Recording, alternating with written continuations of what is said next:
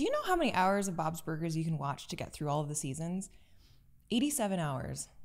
87 hours, 46 minutes. There are 240 something episodes of Bob's Burgers, and I watch them all as a form of training for this shadow of distraction, because I'm a professional and I take my work very seriously. I went from spending hours a day contemplating soul, contemplating the ebb and flow of the primal nature of being human and the finesse of wisdom, to sitting alone in my loft in the dark, laughing at my computer screen like a complete psycho. And the best part was that transition into that was alarmingly effortless. Shadow Work Library cracks me up. Legit. It's a real challenge to put these shows together, but in a way that's hilarious because I become it. Every time a new shadow pops up into my consciousness, it's like Jumanji over here.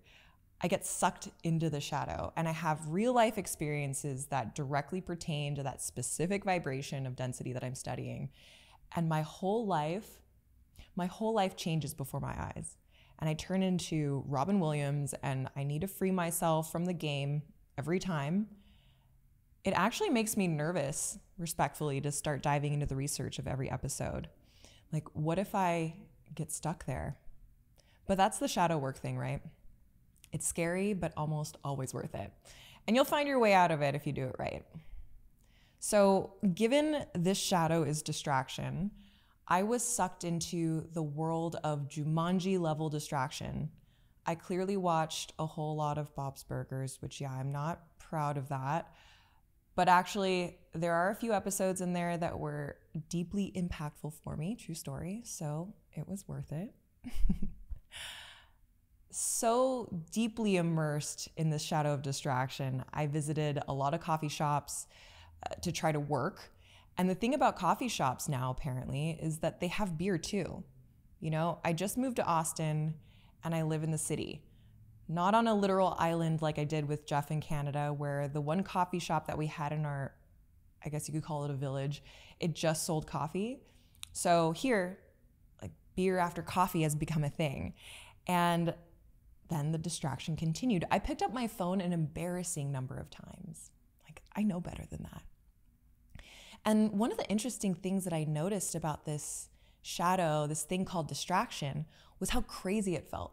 This shadow is not subtle. You know, some are harder to see, like the shadow of victimization or half-heartedness. Those are sneaky. But for the shadow of distraction, we don't just see it playing out. It consumes us. It can possess us. And with the slightest bit of awareness, it doesn't take much, we can see it happening. We can see that all of this crap that's been distracting us from who we really are is this basic structure around why we don't actually do the things we really want to do. And that these distractions are also very obviously not fulfilling to us. So after an exhausting marathon of going from thing to thing and serving full-on distraction realness, I was like, okay, what the am I trying to avoid? And so to answer that philosophically and not personally, I actually found my first clue in something called the Ring of Trials. The Ring of Trials can be found in my favorite book, The Gene Keys, which, if you've never heard the show, if you're new to the show, it's a system that provides this holistic understanding of human consciousness and evolution. It's a way of understanding our place in the human experience. It helps us understand what role we're playing, where we came from, where we might go. It's a real mishmash of history and science, old and new, spiritual beliefs, world religions.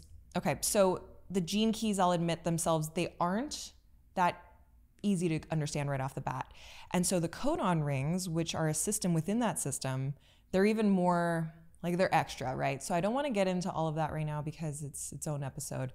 But the Ring of Trials is a rabbit hole that I want to go down with you, because I think this is pretty interesting. So the Ring of Trials is a series of life challenges that are meant to heal someone, or help someone, I would say, rather, help you, me, awaken our dormant potential and fulfill our soul's purpose. Now, if that didn't sound like every sales page of every life coach out there, I don't know what does, but let me explain. We can add a little bit more texture to it with some mythology, which I think you'll like. So legend has it, there are 3 great trials that lay out this dramatic script of evolution itself, meaning there are 3 tests that we have to face in our evolution on this planet in this lifetime. And the first test is this great shadow of our forgetting. So every time a human being reincarnates on this planet, they bring with them certain kinds of memories, right? The Chinese Taoists, the Egyptians, the Tibetans, the ancient Indians with their Vedas, these cultures have spent significant resources, significant amounts of time to researching this thing that we in the West may poo-poo as being New Age stuff, but they call it reincarnation. And these memories, in this Vedic tradition at least, they're known as karma. Now that's a word we all know-ish.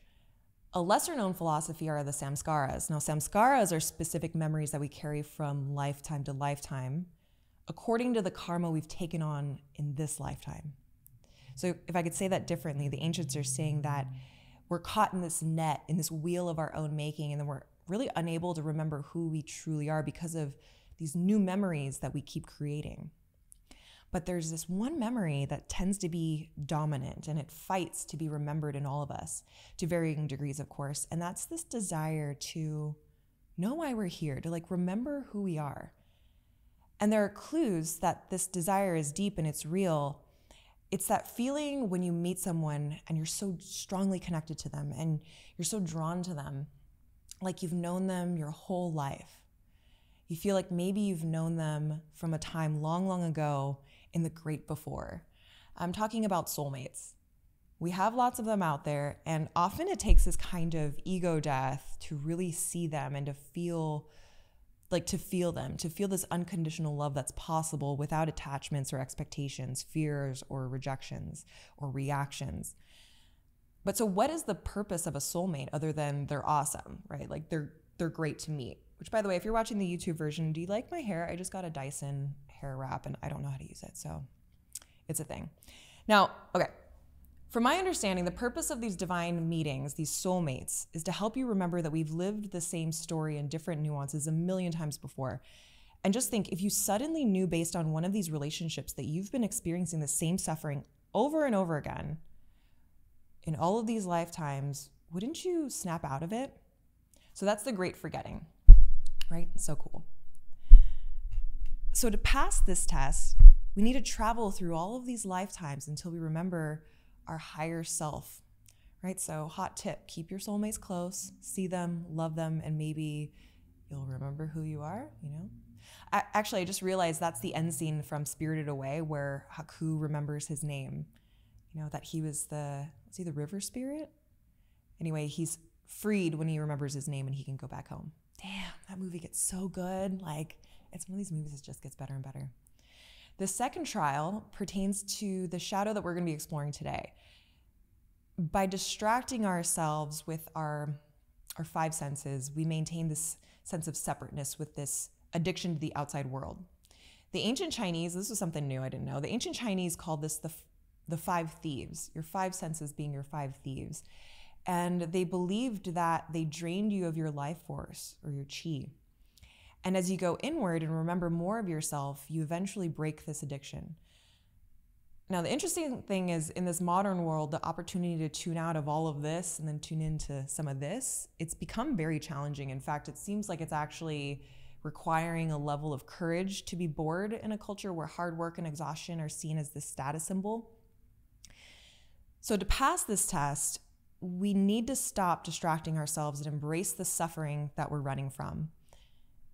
And full circle, right? That is what I was avoiding with this weird street drug called Bob's Burgers. I was avoiding my own suffering. And it doesn't sound as intense, or wasn't as intense as it sounds, but that's a word, right? So the first trial makes you aware of your karmic suffering. The second trial prevents you from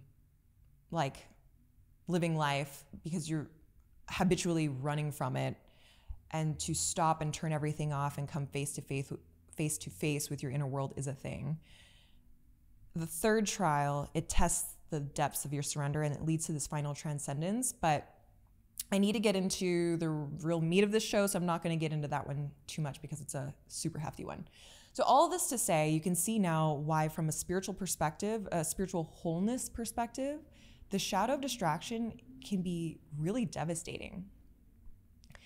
I've been thinking about what it means to wake up in this esoteric sense, you could say, and I think that these trials come pretty close to making awakening a process. So when we look at hustle culture and doom scrolling and jumping from relationship to relationship, we're not just wasting time, but we're like normalizing the deterioration of our connection with our highest selves, with God. We may not have to deal with our discomfort, but we feel it, right? So this is a really good one. All right, let's get into the manifestations of this. The reactive, the outward expression of the shadow of distraction is exactly what it seems. It's overstimulation. It's a constant need to maintain movement, right? Whether that's relationship to relationship, television to working out, it's movement.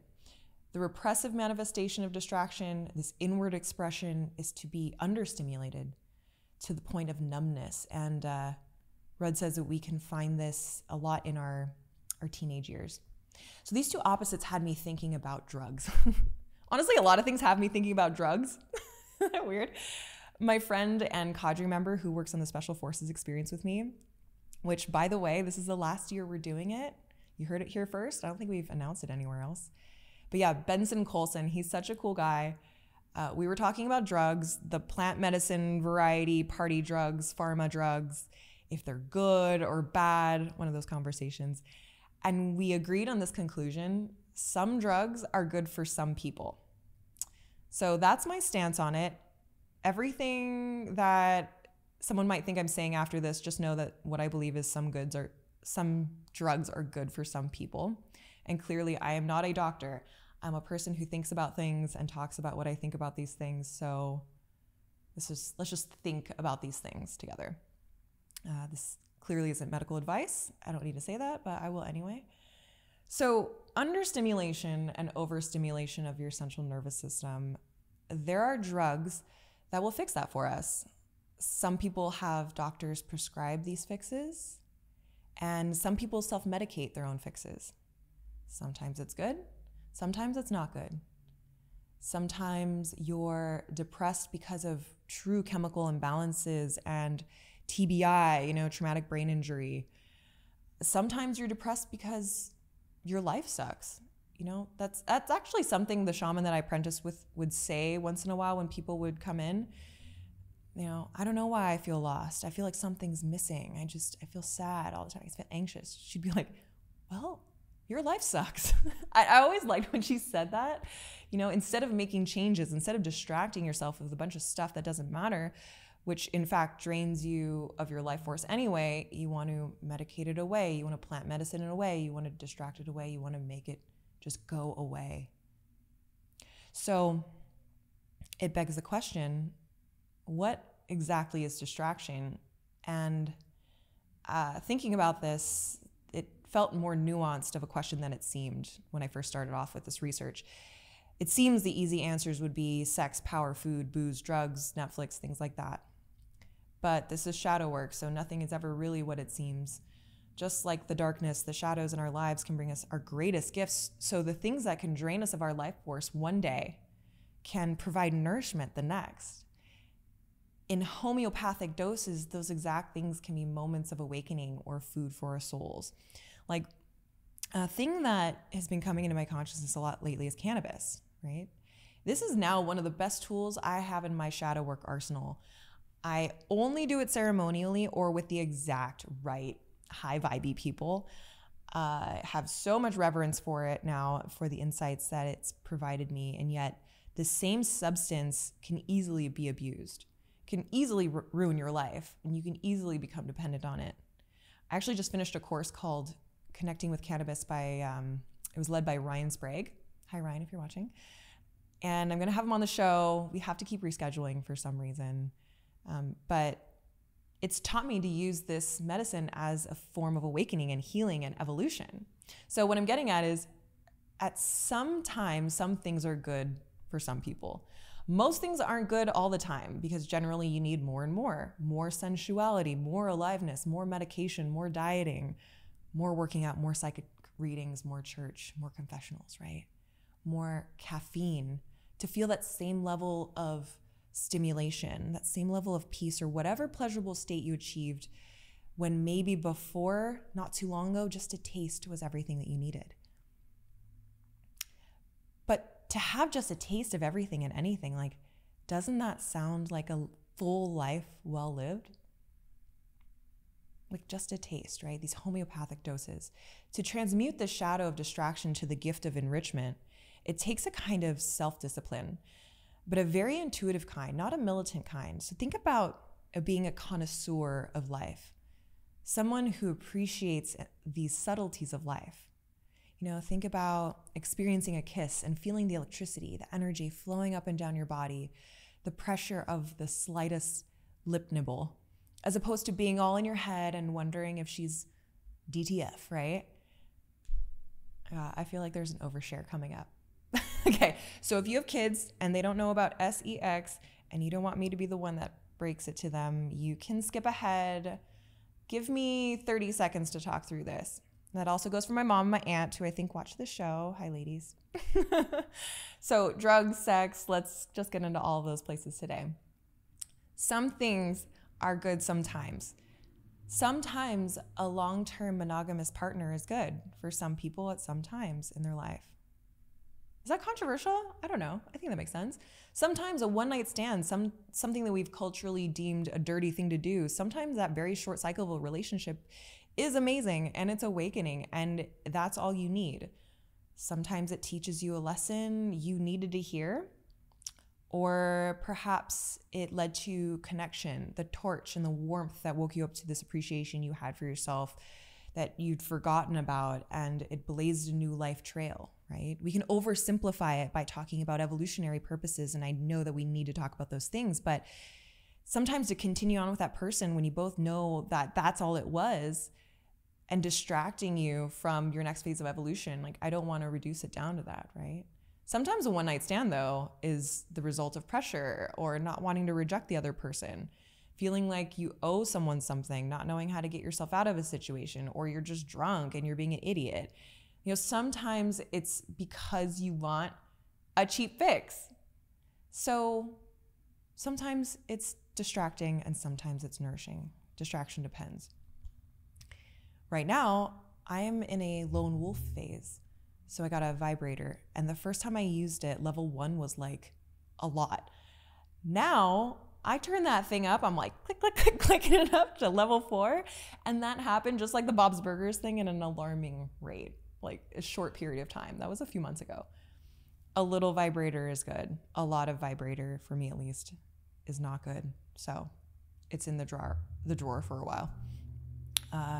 Now porn. No amount of porn I think is good for me. And I'll say I don't think it's good for anyone. Yeah, okay, I'm just gonna get back on track here. So anyway, what is the point of distraction? What is enrichment? It depends. Sex can be the most powerful form of connection and nourishment, and it can also be the most devastating form of disconnection and disgrace. Food, that's another one, okay? So this is a tricky one for me. Like, you think about your diet, I think this will resonate with some of you. How I eat and what is nourishing for me right now is very confusing at the moment.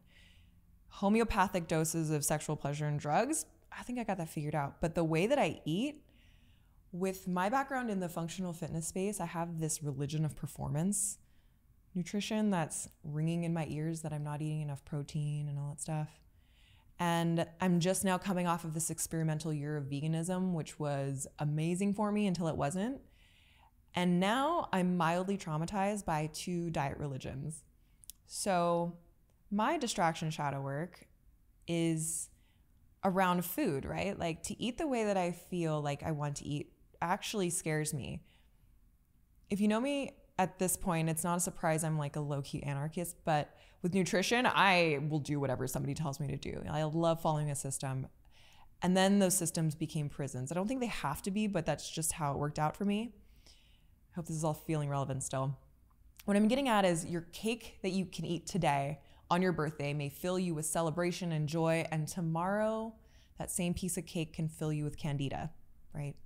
The person who really embodies this gift of enrichment can sense the subtleties, they can sense the difference, and they can feel these changing tides and the moon phases with everything that they experience. So there's this kind of self-awareness, it's a slowness, a smoothness, a raw sensuality about this gift.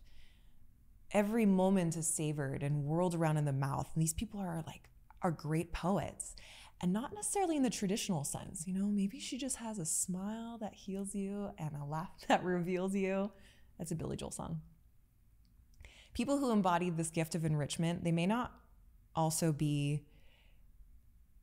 be like not an easy person to be in relationship with also. I'll say that. Like generally people like their partners and their friends to be consistent, to be so connected with somebody that flows like the wind requires powerful, self-realized solidness. You know, it's a person that can stand in their own fire and not get swept away, and someone that's making a myth of their own lives. But it's a beautiful gift, you know. This is actually a bit of an easy shadow work submission now that I think about it. It's just a beautiful energy shift, a transmission, a transmutation of something that we all have access to. Obviously, clearly, loads and loads of distractions. So if you take away, you know, any kind of advice from this episode, I'd say it's to see what happens to you when you turn up the saturation and the sharpness of your outer world. Don't add more. Just notice more and move your consciousness into your soul and feel how time literally slows down. Yeah. Remember how these deep moments of mundaneness and less desire can feel when you start to reclaim your senses around them. You know, reclaim your senses and your awareness around something as simple as a hug or a kiss on the cheek. Because, that is what we need more of in this world. Addiction to the subtle beauty of what's in abundance. Air, the cosmos, love, and Bob's Burgers. This episode is brought to you by Hulu. All right. Yeah, this is a short one today. I think we're done here. 39 shows to go, and then I'm off to pitch my next great project to you, which I think is going to be epic. It's a TV series. So if you're enjoying the show, please check out the YouTube version. I'm practicing my camera vibes. Send me some love. A rating and review would be amazing. And you can also find me on Instagram at JessicaDePazzi_. That's DEPATIE_. All right, everybody, stay safe, but not too safe, and I'll see you next time. Peace.